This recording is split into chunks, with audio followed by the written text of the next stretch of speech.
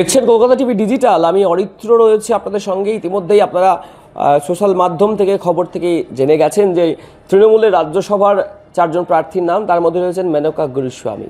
কেই মেনকা গুরুস্বামী, তাকে নিয়ে খুব ভুল না বললেও গতকাল রাত থেকে গুগলে সার্চ টার্চ অনেক কিছু হয়ে গেছে, এবারে ট্রেন্ডিং টপিকও হয়ে গেছে গুগলের কাছে। জানার চেষ্টা করছেন কে তিনি, বলবো আপনাদেরকে এই ভিডিওতে বাকি ডিটেলস। শুক্রবার রাজ্যসভার প্রার্থী তালিকা ঘোষণা করেছে তৃণমূল কংগ্রেস। তবে এই চার প্রার্থী নামের তালিকায় সবথেকে বড় চমক একটি নাম, তিনি হচ্ছেন মেনকা গুরুস্বামী।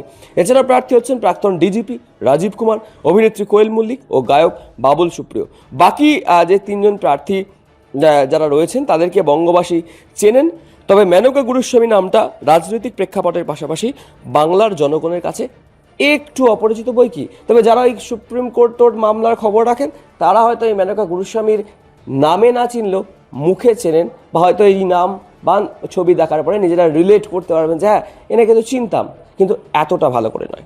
সেই মেনকা গুরুস্বামীকে এবার রাজ্যসভায় প্রার্থী করছেন মমতা বন্দ্যোপাধ্যায়। কিন্তু কে এই মেনকা গুরুস্বামী, যাকে প্রার্থী করার পর রীতিমতো শোরগোল পড়ে গিয়েছে রাজ্য রাজনীতিতে বা দিল্লির রাজনীতিতেও?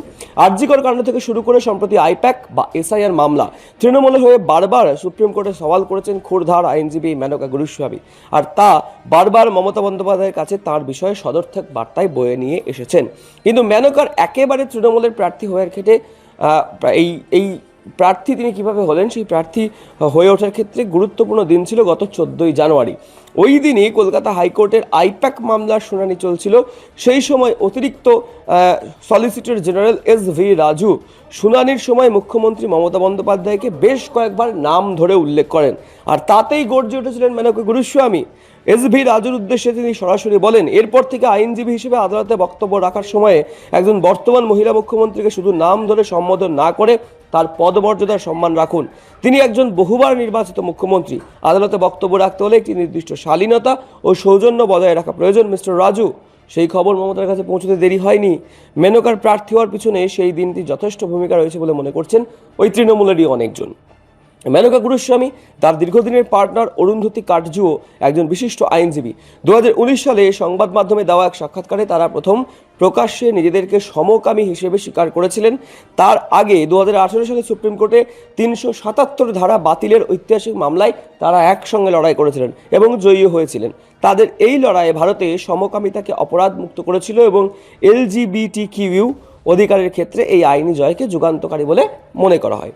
মেনকার বাবা মোহন গুরুস্বামী বিজেপির প্রাক্তন স্ট্র্যাটেজিস্ট। তিনি অটল বিহারী বাজপেয়ী সরকারের আমলে কেন্দ্রীয় অর্থমন্ত্রী যশবন্ত সিনহার বিশেষ উপদেষ্টা পদে ছিলেন।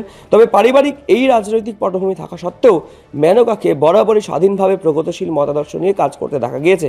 প্রসঙ্গত উল্লেখ্য, 2021 সালে যশবন্ত সিনহাও কিন্তু তৃণমূল কংগ্রেসে যোগ দিয়েছিলেন। মেনকার স্কুলিং কোথায়? Menaka Guruswamy national law school, Harvard এবং অক্সফোর্ড বিশ্ববিদ্যালয়ের মতো প্রথম সারির প্রতিষ্ঠান থেকে পড়াশোনা করেছেন। ছত্তিশগড়ে মাওবাদী দমনে তৈরি বিতর্কিত বাহিনী সলওয়া জুলুমের বিরুদ্ধে তিনি আইনি লড়াই করেছেন। মণিপুরের সেনাবাহিনীর বিরুদ্ধে ওঠা বিচার বহির্ভূত হত্যার অভিযোগে সুপ্রিম কোর্টে অ্যামিকাস কিউরি হিসেবে দায়িত্ব পালন করেছেন।